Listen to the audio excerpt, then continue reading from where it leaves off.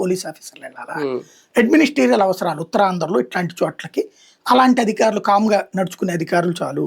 ఐఏఎస్లు ఎవరైతే over action చేస్తే ఆస్తులు తినేసేటటువంటి నాయకులు ఉంటారో ఆ ప్రాంతానికి రూల్స్ చెప్పే అధికారులు వెళ్ళేవాళ్ళు, రూల్స్ చెప్పే అధికారులు అక్కడ ఉండేవాళ్ళు. ఇప్పుడు తెలంగాణలో వివాదం ఎదుర్కొంటున్నటువంటి నవీన్ మిట్టలు, అరవింద్ కుమార్లు, ఇప్పుడు వీళ్ళు ఇక్కడ గొడవ చేసినటువంటి ప్రవీణ్ ప్రకాష్లు, దే ఆర్ బైండింగ్ అనమాట, రూల్స్ కి బైండ్ అయ్యేవాళ్ళు.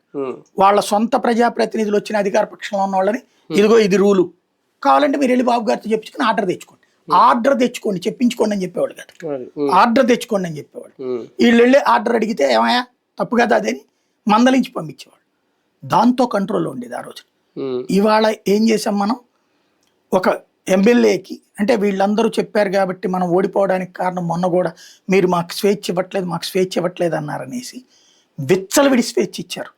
ఇవాళ రోజున ప్రభుత్వంలో ఏ పని జరగదు, ఏది జరగాలన్నా త్రూ ఎమ్మెల్యే. రిజిస్ట్రేషన్ అంటే ₹1,00,00,000 పైన ప్రాపర్టీకి సంబంధించి రిజిస్ట్రేషన్ కూడా ఎమ్మెల్యేతో ఓకే చేయించుకోవాలట. పల్లెటూళ్ళలో ఏందది, నా పొలం నేను నీకు అమ్ముకుంటే మధ్యలో ఆయన ఎవడు చెప్పడానికి?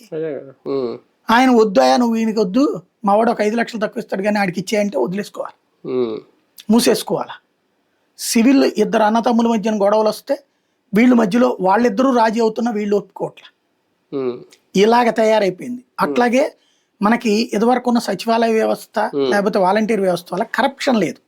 మాక్సిమం ఉంటే ఎక్కడన్నా 1% 2% ఉండొచ్చునేమో, అంతే తప్పించి కరప్షన్ లేదు. నాకు ఈ సర్టిఫికేట్ కావాలంటే ఇంటికి వచ్చేసేది, నాకు ఈ పని కావాలంటే ఆ వాలంటీర్ వెళ్ళి